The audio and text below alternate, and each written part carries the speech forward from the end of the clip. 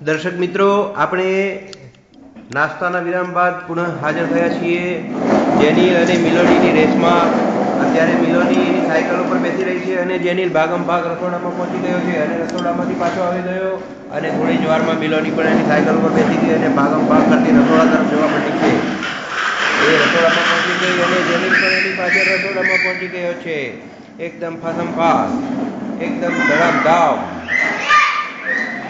એકદમ જલ્દી મિલોની રસોડામાં પહોંચી ગઈ છે અને ભાગી ગઈ છે. એની પાછળ જેનિલ પણ ખૂબ ઝડપથી ભાગે છે.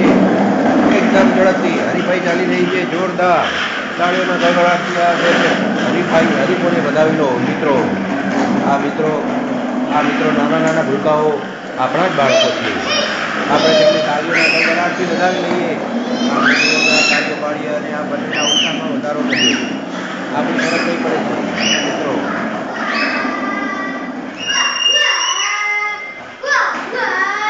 Very good. વેરી ગુડ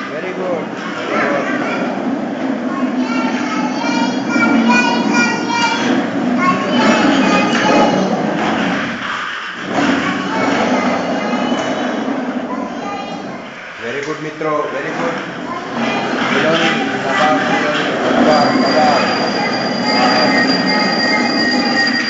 આ મિલોની ભાગી રહી છે.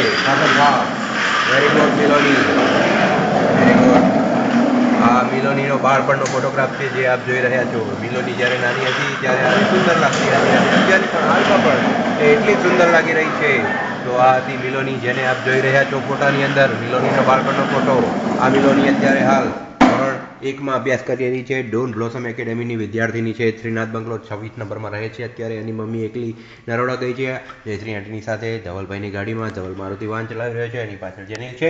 અત્યારે આપણા ઘરમાં સાંજે નવા કપરા કબી આવવાના છે. એની ખુશીમાં અત્યારે આપણે જોરદાર રેસની અંદર સહભાગી થઈ રહ્યા છીએ. આગળ મિલોની છે, પાછળ જેનિલ છે અને મિલોની ફાસમ ફાસ ભાગી રહી છે. મિલોની રેડી, 1 2 3 સ્ટાર્ટ. એની પાછળ જેનિલ પણ દોડી રહ્યો છે. ફાસમ.